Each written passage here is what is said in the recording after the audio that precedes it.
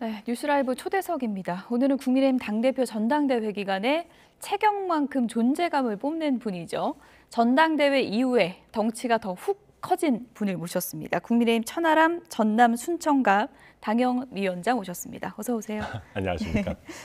전당대회 이후에 덩치가 훅 커진 분, 작가가 이렇게 소개 멘트를 써놨는데 마음에 드십니까?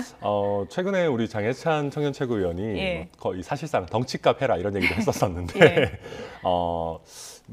당연히 이제 좀 걱정이 됩니다. 사실은 이제는 제 메시지 하나하나, 행보 하나하나가 남는 그런 정치인이 됐기 때문에 앞으로 더 잘해야겠다 그런 생각하고 있습니다. 네, 전당대회 지금 끝나고 20일 정도 된 것 같은데 그동안은 뭐 하셨어요? 신세진 분들한테 인사도 다니고 뭐 낙선 인사도 하고 그랬는데 제일 중요한 거는 제가 했던 것들 좀 돌려보면서 반성을 많이 하고 있습니다. 반성이요? 예, 제가 냈던 메시지들이나 특히 제가 보면서 제가 연설이 좀 많이 취약하구나. 그래서 좀 연설을 좀 더 다듬어야겠다. 뭐 이런 부분들 많이 되짚어 보고 있습니다. 네. 제가 제일 궁금한 현안부터 여쭤볼게요. 네. 김기현 대표 언제 만나실 겁니까? 저희가 이제 같이 당 생활을 하고 또 저와 김기현 대표는 전혀 불편한 사이가 아니기 때문에 저도 가능하면 뭐 자연스럽게 잘 만나고 싶습니다. 근데 이제 문제가 최근에 처음에는 이제 뭐 영구 추방 이런 얘기들이 막 나오다가 요새는 뭐 천하람이 자꾸 무슨 뭐 호남 특위 위원장 시켜야 된다 뭐 이런 식의 얘기들이 나오고 있어서 제가 급하게 또 만나면은 자리 욕심 때문에 지금까지 기다렸나? 아니면 뭐 이제 받아가지고는 그럼 뭐 무슨 야합하냐? 이런 오해들을 받을 수 있어가지고 조금 이런 부분들이 차분해지고 나면 자연스럽게 만나야 되지 않겠나 생각하고 있습니다. 네. 원래는 진정성 있는 교통 정리가 되면 만나겠다라고 얘기를 하셨는데 이제는 또 자리 욕심 오해를 받을까 봐 못 만나겠다. 조건이 너무 많이 붙는 거 아닙니까? 죄송합니다. 사실 그렇지는 않고 사실은 아마도 김기현 대표께서 뭐 제가 생각하기로는 순천에 곧 오실 수도 있을 것 같습니다. 저희가 이제 순천만 정원박람회가 굉장히 큰 행사고 아직 확실하진 않지만 대통령께서도 이제 곧 순천 방문하실 걸로 저희는 예상하고 있는데 그렇게 하다 보면 김기현 대표와 저도 또 자연스럽게 만날 기회가 있지 않겠나 생각합니다. 많은 분들의 시각이 있겠지만 뭐 청년 정치인이면 좀 쿨하게 만나서 할 말하고 이러면 어떨까 또 이렇게 보는 분들도 계시기 때문에 저는 뭐 그런 의견도 충분히 일리 있다고 생각합니다. 만약에 만나면 무슨 얘기 하실 건가요? 글쎄요. 저 좀 표현이 그런데요. 지금 방금 떠오른 생각인데 자연사는 자연산대로 놔뒀으면 좋겠다. 그러니까 양식을 하려고 하지 않았으면 좋겠다는 생각이 듭니다. 그러니까 최근에 보면 자꾸 저희 천하용인 같은 소심파 그룹을 소심파 코스프레하는 약간 양식의 영역으로 좀 끌어들이고 싶어하는 부분들이 많이 있는 것 같아요. 그러니까 소신 있는 느낌 내는 거 좋은데 뭔가 2030이 좋아하는 스타일 내는 거 좋은데 우리가 쳐놓은 펜스 안에서만 그걸 해 라는 얘기들을 많이들 하시는 것 같습니다. 근데 문제는 야생 늑대가 멋있는 것은 야생 늑대이기 때문인 것이거든요. 근데 그걸 갑자기 우리가 가축화해가지고 너가 우리 펜스 안에 들어와라고 하는 순간 그건 개가 되는 겁니다. 그러니까 뭐 제가 제 스스로 멋있는 야생 늑대다라는 건 좀 과한 자의식인지 모르겠으나 늑대라고 하니까 좀 무섭긴 합니다. 저는 뭐 착한 사람입니다. 아무튼 그런 것보다도 소신이라는 것에는 어떤 한계라는 게 없어야 됩니다. 그러니까 우리가 허용한 한계 안에 들어와서 소심파 코스프레 역할을 해서 우리 인기 조금만 띄워줄래? 좀 표현이 그렇지만 우리 얼굴마다 포장지 역할 해줄래? 이런 생각을 만약에 갖고 계시다면 저는 그런 생각은 과감히 버리시라 말씀드리고 싶습니다. 네, 지금 얘기를 하셨으니까 그 부분을 좀 여쭤보겠습니다. 하태경 의원이 지금 국민의힘이 전당대회도 치르고 했는데 당 지지율이 아주 고전을 하고 있으니까 천하용인 기용해라 이렇게 얘기를 했습니다. 그 부분은 어떻게 보십니까? 뭐 물론 하태경 의원 이런 말씀 자체는 뭐 감사하게 생각을 하는데 제가 방금 말씀드렸지만 이게 그냥 포장지로서의 역할이라면 과연 의미가 있겠습니까? 예를 들면 저한테 호남특위 위원장을 만약에 맡기신다 한들 김재원 수석 최고위원께서 뭐 호남 그 뭐 해봤자 되지도 않습니다. 뭐 5.18 그 뭐 표 받으려고 얘기하는 거 아닙니까라는 얘기 하시면은 호남특위라는 것이 어떤 역할을 실질적으로 할 수 있는 부분이 거의 없어집니다. 그리고 지금 뭐 얘기하신 우리 뭐 박수영 신임 여연 원장께서도 대통령에 대한 과한 어떤 비판을 하지 않는 것을 조건으로 들어와야 된다라고 하시는 것인데 아니 저도 윤석열 대통령을 만들기 위해 열심히 뛰었던 사람이고 여당의 당대표가 최근까지 되겠다고 한 사람인데 예. 제가 대통령 비판을 왜 하고 싶겠습니까? 여야 원장으로서 하셔야 되는 역할은 대통령에 대한 쓴소리가 필요 없도록 좋은 정책을 여당 차원에서 잘 만들고 대통령과 잘 소통하는 그것이 중요한 일이지 여당 구성원은 대통령에 대해서 너무 과한 비판하지 마세요라고 선을 긋는 것이 여연 원장의 역할은 아니다. 저는 뭐 그렇게 봅니다. 예. 그렇다면 천하용인을 뭐 양식화하는 것, 그 부분에 대해서는 비판하는 분들도 있겠지만 천하용인이 천하용인대로 마이웨이를 가는 것보다 당에서 좀 무게감 있는 역할을 맡아서 목소리를 내는 것도 중요하지 않겠냐라는 시각도 있을 수 있거든요. 네, 저희도 당연히 당원이고 다 뭐 당협위원장이고 이런 상황에서 당에 도움이 되는 거라면 열심히 해야죠. 예. 그런데 걱정스러운 것은 저희가 양식화되는 형태로 그러니까 실질적인 역할을 못하면서 그냥 포장지가 되는 형태로 쓰여진다면은 오히려 당의 지지율에 악영향을 미칠 수도 있습니다. 그나마 남아있는 몇 안 되는 2030에서의 지지까지도 더 떨어져 나갈 수가 있거든요. 아이고 천하람이 그래도 거기 소신 있고 눈치 안 보고 개혁적인 발언 하는 줄 알았더니 또 저기 가가지고 뭐 자리 하나 준다고 하니까 뭐 비슷하게 또 그 나물에 뭐 그 밥이네라고 한다면은 실망감을 드릴 수 있는 것이기 때문에 예. 그런 실망감을 드리지 않는 형태로 잘 참여해야 된다. 저는 그런 부분, 뭐 디테일이 중요하다 봅니다. 예, 디테일이 중요하다 이런 얘기를 해주셨고 이제 천하용인을 자연산 그대로 놔두는 게 당에 오히려 도움이 된다라고 이제 얘기를 해주셨는데 네. 전당대회 성적표만 보면 천하용인이 기대했던 만큼의 성적표는 받아들지 못했고 그래서 이제 당심을 분석해 보면 일종의 이준석 트라우마가 세게 남은 거 아니냐 이런 비판도 있었거든요. 이제 사실 제가 낙선했기 때문에 뭐 저는 가장 큰 패배의 원인은 후보 본인에게 있다라고 생각을 합니다. 저는 뭐 다른 사람 핑계를 댈 생각이 전혀 없고, 예. 저는 한 선거에서 삼선간호를 할 생각이 없습니다. 제가 초반에 빠른 주목을 받고 인지도를 급상승할 수 있었던 것은 이준석 대표의 공이 컸던 것이거든요. 그 이후에 이준석 대표가 너무 많이 보였다 뭐 이런 비판들이 있지만 그건 반대로 얘기하면 후보인 제가 더 큰 존재감을 못 보여드렸던 면도 있는 겁니다. 저는 그런 부분 생각하지 않고 제가 아까 말씀드렸습니다마는 15% 내지는 이기인 후보가 얻은 18%가 작다면 작지만 우리 당 입장에서는 가장 스윙 보터적 성향이 있는 개혁적인 당원들입니다. 그분들마저 포용하지 못하면서 우리가 중도층 확장을 얘기할 수는 없는 것이고요. 그래서 제가 천하용인을 자연산 그대로 뒀으면 좋겠다는 것이 국민의힘이라는 성이 있고 그 바깥에서 천하용인이 그냥 혼자 돌아다니도록 하는 것이 아니고 우리가 국민의힘이라고 하는 성의 벽을 과감하게 열어야 된다. 그래서 중도층을 우리가 더 포용하기 위해서 밖으로 나가야 되는 것인데 그걸 하기 위해서 저는 천하용인이 어떻게 보면 선봉장 역할을 할 수 있다. 예. 그런 말씀 드리는 겁니다. 예. 역시나 천하람 위원장님이 이렇게 마음이 넓고 하셔서 내가 문제다, 내가 부족했다. 실제 후보 문제죠. 이렇게 이제 분석을 선거는. 하시지만 또 많은 분들은 이준석 전 대표에 대한 평가도 많이 담겨 있다라고 이제 보고 있고 이준석 전 대표의 이제 정치 여정과 관련해서 굉장히 좋은 평가를 하는 분들도 있고 또 따끔한 질책을 하는 분들도 있는데요. 네. 가까이서 이제 워낙 얘기도 많이 하고 하시니까 이런 부분은 이준석 전 대표가 앞으로 좀 고쳐줬으면 좋겠다는 부분이 있으면 어떤 게 있을까요? 그러니까 완벽한 사람은 없습니다. 그리고 이제 저는 우리 정치의 트렌드가 과거에는 모두에게 사랑받는 정치인으로 가다가 이제 가면 갈수록 사회가 다변화되면서 본인의 입장이 명확하고 그러다 보니까 뭐 호불호가 같이 있는 정치인으로 좀 이동하고 있는 것으로 보이는데요. 그걸 이준석 대표가 좀 앞서 나가고 있다라는 면이 있고 다만 이준석 대표의 어떤 여러 가지 정치적인 메시지들 중에 좀 대중들이 느끼기에 과하게 가볍다거나 아니면은 뭐 좀 조롱하는 것처럼 느껴진다라고 하는 부분들 저는 가다듬을 필요가 있다고 보고 그리고 이준석 대표가 리더로서의 어떻게 보면 자질을 조금 더 보여줘야 되는 것들이 있지 않냐라는 부분들이 있고 제가 실제로 이번에 전당대회 치르면서 이준석 대표랑 같이 일을 해보니까 당대표 시기 또 어려운 시기를 겪고 천하용인 팀과 협업을 하면서 그런 자질들이 저는 많이 좀 올라오고 있다는 걸 느끼고 있거든요. 또 저와 천하용인 리더 역할을 한 거니까요. 어떻게 일종의 약간의 뭐 좋은 협업 관계였던 것이고 사실 우리가 정치하면서 제대로 협업을 하는 경험을 쌓기가 쉽지 않습니다. 왜냐하면 서로 경쟁 관계이기 때문에. 그런데 지금 저희 천하용인과 이준석 대표 같은 경우는 일단 개혁 보수 진영의 파일을 늘려야겠다라고 하는 공감대가 있기 때문에 정치권에 몇 안 되는 제대로 된 협업을 한 것이거든요.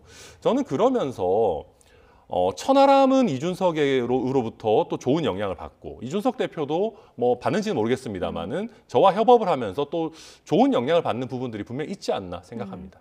전당대회 끝나고 이제 천하용인도 뒤풀이도 좀 하고 그랬을 텐데 네. 앞서서 난 연설이 좀 부족했던 것 같다 이런 얘기하셨는데 천하용인 그 멤버들끼리는 어떤 부분에 대한 좀 아쉬움을 얘기했습니까? 저희가 실제로 2주에 한 번 정도씩 계속 정기 회의를 계속 하고 있고 제일 중요한 것은 각자의 정치적인 서사나 자산이 다소 부족하지 않았나 하는 겁니다. 저 같은 경우도 많은 분들이 이준석을 뛰어넘어라 뭐 이런 얘기를 하시지만 저는 오히려 저의 성장이 너무 빠른 것 아닌가 하는 우려를 가지고 있습니다. 제가 사실 정치 시작한 지 이제 고작 한 3년 정도 됐고 순천에 출마한 게 답니다. 그러다 보니까 제가 하는 말에 실리는 정치적인 무게도 상대적으로 적을 수밖에 없었고 그런데 이제 우리 눈높이는 이준석 대표 때의 전당대회에 가 있다 보니까 이 정도 하면 뜰 것 같은데 왜 이렇게 빨리 안 뜨지? 하는 그런 면에서 저희의 예상과 실제 여론의 반응이 좀 괴리가 있지 않았나 그렇게 생각합니다. 예. 앞서 뭐 작가도 소개 멘트에 이제 천하람 위원장이 덩치가 이제 훅 커졌다라고 했으니까 이제 메시지도 본인만의 메시지를 많이 내주셨으면 어떤가 저는 네. 그런 기대감을 갖고 저도 있습니다. 그렇게 생각하고 예. 최근에는 현안에 대해서 쉽게 누구 잘못하는 거 비판하는 걸 넘어가지고 좀 깊이 있는 내용들을 좀 글로 정리해볼 그런 예. 생각입니다. 이준석 전 대표가 당분간 순진한 행보를 한다? 순진한 행보가 이게 어떤 의미가 있는 건가요? 네. 순천 진주의 약자고요. 예. 이준석 대표 같은 경우에는 호남에 대해서 원래 워낙 관심이 많고 또 경남 서부권이 주로 이제 경남 하면 주로 부산 쪽을 주로 얘기를 하다 보니까 잘하는 정치인이 좀 부족해요. 저희 당에서도. 그러다 보니까 순천 진주로 오가면서 중학교 2학년 학생들을 대상으로 교육 봉사를 하겠다는 것이고 또 마침 타이밍이 좋은 것이 저희 순천이 이번에 순천만 정원박람회 굉장히 크게 합니다. 그러다 보니까 거기서 통역 봉사 같은 것도 좀 하겠다. 그래서 저도 가능하면 같이 하자 얘기해가지고 아마 곧 통역 봉사도 하지 않을까 싶습니다. 예. 네.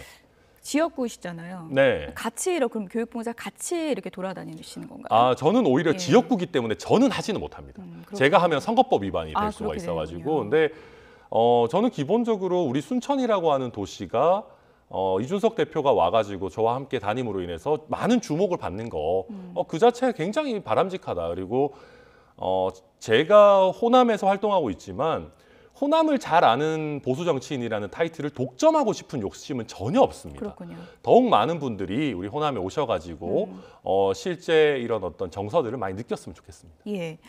당 지지율 주춤하다 보니까 천하용인 중용하라 이런 얘기도 당내에서 나오고 있고 또 하나가 한동훈 장관 뭐 일종의 셀럽이다. 총선에 나와야 된다. 이런 목소리도 계속 나오고 있는 것 같습니다. 어떻게 생각하시나요? 저는 나오실 거면 빨리 결단을 하시고 지금 시작하셨으면 좋겠다는 지금요? 생각합니다. 예. 제가 한동훈 장관 좀 걱정되는 부분이 우리 지지층에서는 환호를 받을 겁니다. 그런데 최근에 내놓는 메시지나 국회에서의 자세들이 중도층에서도 과연 어필할 것인가 하는 우려들이 조금 있거든요. 어떤 부분이 그래요? 예를 들면 지금 검수완박과 관련한 헌재의 어떤 결정이 나오고 나서 저는 그런 걸 원했습니다. 한동훈 장관이 여당 일각에서 헌재 판결에 대해서 굉장히 폄하하면서 무슨 정치재판소니 이런 얘기들 하고 있지 않았습니까? 저는 한동훈 장관이 만약에 나도 졌지만 5대4로 아깝게 졌지만 법무부 장관으로서 헌재 결정을 폄하하는 것은 여당이든 야당이든 용납할 수 없다. 이것은 우리 사법 질서를 지키는 마지막 보루다라는 메시지를 내놨다면 얼마나 멋있었을까 하는 아쉬움이 조금 있었고요. 저는 한동훈 장관 뭐 강남에서도 분명히 소구력이 있으실 거라고 봅니다만은 정말 큰 정치인으로 가는 길을 택하시려면 차라리 정말 중도 확장력이 필요한 강북의 한 지역구를 정해가지고 거기서 빨리 뛰신다면은 지금까지 조금 애매하다는 평가를 받는 중도 확장성에 있어서도 훨씬 더 좋은 훈련들이 되지 않겠는가. 그렇다면 정말로 우리 당에서 최고 수준의 정치 지도자 반열로 올라갈 수 있지 않겠느냐 하는 뭐 욕심이 있습니다. 당을 위해서 나와줬으면 좋겠다 그런 입장이신가요? 네, 맞습니다. 왜냐하면 이번 전당대회를 거치면서 우리 당의 장수급이라고 할 만한 사람들이 너무 많이 상처를 입었습니다. 뭐 전당대 전까지 확장하면 이준석, 유승민, 나경원, 뭐 안철수 후보도 마찬가지고 장수급이 너무 지금 없어요. 그러다 보니까 한동훈 장관이 각광을 받고 있는 것인데 그런 부분 좀 더 지금도 잘하고 계시지만은 조금 더 레벨업 해주시면 좋겠다라고 하는 그런 바람이 있습니다. 나온다면 험지로 가야 한다. 그게 본인의 정치 인생을 길게 놓고 봤을 때 저는 크게 도움이 될 거라고 봅니다. 한동훈 장관하고 이제 검수완박 얘기를 하셔서 어제 법사위 얘기도 잠시 해보겠습니다. 어제 뭐 설전이 정말 뜨거웠는데요. 먼저 얘기 듣고 오겠습니다. 많은 분들한테 물어봤는데 특히 이제 법무부 장관의 청구에 대해서는 거의 각하다라는 의견이 열이면 열이었거든요. 뭐 장관께서 요거 좀 오판을 하신 건지 아니면 어떤 다른 이유가 있어서 그런 건지 요 부분에 대해서만큼은 국민에게 일단은 좀 사과해야 되지 않겠습니까? 위원님께서 열이면 열 물어보셨는데 네. 헌법재판소 9분 중에 4분께서 검사의 청구인 적격도 인정하셨습니다. 그 4분은 거의 10명에 들어가지 않으십니까? 저는 지금 이렇게 입법권 과정에서 위장탈당 같은 위헌 위법이 명확하게 지정된 상황에서 사과는 제가 할 것이 아니라 이번 밀어붙이신 민주당 의원들께서 하셔야 된다고 생각합니다. 네. 장관이 사과해라. 아니다. 민주당이 사과해라. 어제 이제 공방이 치열했고요. 민주당에서는 지금 사퇴하거나 아니면 일각에서는 탄핵시켜야 된다. 이런 얘기까지 나오고 있거든요. 민주당의 공세도 좀 과다한 면이 있습니다. 뭐 5대4로 결정 난 거에 대해서 장관이 탄핵을 당해야 된다. 이건 좀 과도하죠. 누가 봐도. 근데 저는 우리 국민들이 서로 이렇게 탓하면서 잘 싸우는 정치인 한 명이 더 추가되기를 바랄까? 잘 모르겠습니다. 만약에 한동훈 장관께서 나도 나름대로 열심히 한다고 했는데 제가 뭐 여러 가지 검토라든지 이런 부분이 좀 미흡했던 것 같다. 헌법재판소 판단 잘 받아들이겠다. 그리고 헌재 판단이 나오기 이전에 시행령 개정한 부분에 있어가지고도 뭐 야당에서 지적하는 부분 우리가 잘 한번 살펴보겠다. 예. 국민들을 위하는 어떤 명분이긴 했지만 적절했는지 살펴보겠다라는 메시지를 내놓고 반대로 민주당에서는 우리가 꼼수 탈당한 거는 잘못이다. 라는 메시지를 내놨다면 우리 정치가 얼마나 보기 좋았을까. 그리고 아까 이준석 대표 얘기로 잠깐 돌아가 보면 예. 이 대표가 마음에 없는 얘기를 못하고 저는 여기에 동의하지 않습니다만은 만약에 이준석 대표가 전당대회 끝나고 나서 천하용인의 패배에 대해 가지고 저는 나름대로 열심히 했고 잘하려고 했지만은 결과적으로 저의 부족함도 어느 정도 작용하지 않았을까 하는 겸허한 메시지를 내놨다면은 저는 오히려 이준석 대표의 인기 자체는 굉장히 많이 높아졌을 거라고 봅니다. 근데 물론 저는 거기에 동의하지 않고 뭐 이준석 대표의 탓을 하려는 생각은 전혀 없습니다만은 그러니까 이런 것들을 봤을 때 저는 우리 정치라는 것에 대해서 국민들이 서로 내 탓을 누가 더 상대방 탓을 누가 더 잘하느냐 공격력을 뽐내는 정치에 대해 가지고는 저는 피로감이 있다라고 보거든요.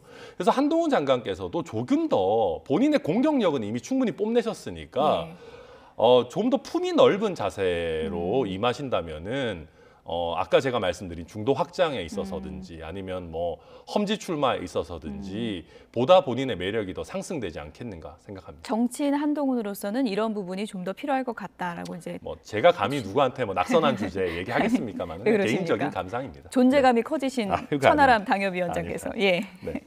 법률가시니까 네. 덧붙여서 이거 간략하게 좀 여쭤볼게요. 지금 민주당에서는 한동훈 장관이 만든 시행령 자체가 불법이라는 의미도 담겨 있다고 주장을 하고 있는 거잖아요. 이건 어떻게 보세요? 그렇지는 않습니다. 법률가로서 보면 이미 그 법문에 경제, 부패 범죄 등이라고 해가지고 시행령 범위를 늘릴 수 있는 장치가 이미 되어 있고 경제 범죄, 부패 범죄가 뭔지 명확하게 규정되어 있지 않기 때문에 시행령이 불법이라는 주장은 전 타당하지 않다고 생각합니다.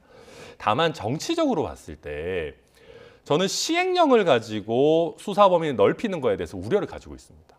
왜냐하면 국민의힘에서 입만 열면 요새 하는 얘기가 저희가 정권 교체는 했지만은 다수당이 아니기 때문에 반쪽짜리다. 다음 총선에서 정권 교체를 완성해 주시라라는 부탁을 많이 합니다. 예. 그런데 국민들께서 보시기에요. 아니 니네 시행령으로 잘만 하더만. 우리가 다수당 안 만들어줘도 시행령 가지고 뭐도 하고 뭐 인사정보관리단도 만들고 경찰국도 만들고 수사범위도 늘리고 하더만 우리 도움이 뭐가 필요해? 라고 하게 되면은 국민의힘이 가질 수 있는 정치적인 어떤 그 메시지의 파괴력이 줄어들거든요. 저는 그런 면에서 우리가 입법으로 해결할 수 없는 문제에 대해서 시행령을 과도하게 사용하는 거, 결국 국민의힘의 총선 승리 가능성을 낮추는 굉장히 위험한 방식이다. 그렇게 생각합니다. 예. 여소야대 전국의 또 하나의 이슈가 지금 양곡법이잖아요. 이거 윤석열 대통령이 첫 번째 거부권 행사할 가능성이 높다라는 전망이 있는데요. 이건 거부권 행사가 맞다고 보십니까? 어떻게 보세요? 네, 저는 예. 이거 일관성을 지켜야 된다고 예. 봅니다. 이거는 대통령실도 그렇고 저희 당도 그렇고 결코 받아들일 수 없다라는 메시지를 강하게 냈었습니다. 그리고 제가 전남에서 정치하고 있기 때문에 욕을 먹을 수도 있지만 실제 이렇게 되면 장기적으로 봤을 때 농가들에게 별로 안 좋습니다. 이게 쌀 과잉 생산을 하게 만들고 사실 특화작물로 넘어가야 되는데 그걸 오히려 망치는 거거든요. 이게 짧게는 달콤할지 모르지만 길게 보면 이거는 진짜 이게 설탕처럼 사람 몸을 망치는 그런 결과가 될 수 있기 때문에 네.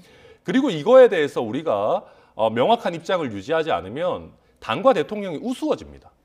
앞으로 그러면 정부 여당이 우리 이거는 절대 못 받아들인다라고 얘기해도 통과되고 나면 그럼 아이 뭐 은근슬쩍 넘어가네라고 하는 선례를 만드는 것 저는 위험하다고 봅니다. 예. 오늘 천하람 순천갑 당협위원장을 모셨는데 순천에 간 대구 청년으로 유명하시고 이제 보수의 아저씨인데요. 그래도 이제 네. 다른 정치인들에 비해서는 네. 청년이 맞고 MZ 세대도 맞으시죠? 네, 저 MZ 세대 이런 말도 굉장히 안 좋아합니다. 20대랑 30대랑 엄청 다르거든요. 뭐 아무튼간에. 네. 예. 보수의 불모지에서 지금 도전하고 계신 건데 다음 총선에서도 순천에 출마를 하시는 건가요? 네, 그럴 생각입니다. 예. 이게 상당히 좀 어렵고 힘들고 고된 여정일 수 있는데 네. 지금 뭐 가족들하고 다 순천에 가 살고 계신 네, 거잖아요. 맞습니다. 그런 도전을 하면서 마음에 이제 남는 그런 뭐라고 표현할까요? 소회라고 할까요? 다음 도전을 준비하면서 어떤 각오를 갖고 계신지 끝으로 좀 그 부분 네, 여쭤볼게요. 제가 고작 3년 해놓고 좀 뭐 이런 말씀 드리는 게 좀 쑥스럽습니다만은 예. 제가 소속된 어떤 집단 때문에 약간 따돌림을 당하는 경험을 해보는 것이 저에게는 참 소중한 경험이었다고 생각합니다. 제가 항상 주류에 가까운 인생을 살아왔는데 제가 빨간 점퍼를 입고 순천에 출마했을 때는 비주류가 사실 되는 것이거든요. 근데 고작 저의 그 정도의 경험이 아니고 우리 사회에서 학벌이 좀 안 좋다는 이유로 뭐 과거에는 출신 지역을 이유로 아니면은 장애가 있다거나 뭐 취향이 일반적이지 않다는 이유로 비주류의 서러움을 느끼시는 국민들이 얼마나 많습니까? 저는 제가 짧게나마 그런 부분들은 조금은 그래도 직접 체험할 수 있게 된 것이 정치인 천하람으로서는 참 감사한 일 아닌가 그렇게 생각합니다. 조금씩 희망을 만들고 가고 있다고 느끼십니까? 그렇게 느끼는데 또 갑자기 막 누가 와서 재뿌리고 막 이러기 때문에 뭐 쉽지는 않겠지만 네. 뭐 개인적으로는 최선을 다할 생각입니다. 누구 얘기하시는지는 알겠지만 네. 언급하진 않겠습니다. 지금까지 국민의힘 천하람 전남 순천갑 당협위원장이었습니다. 고맙습니다. 네, 감사합니다.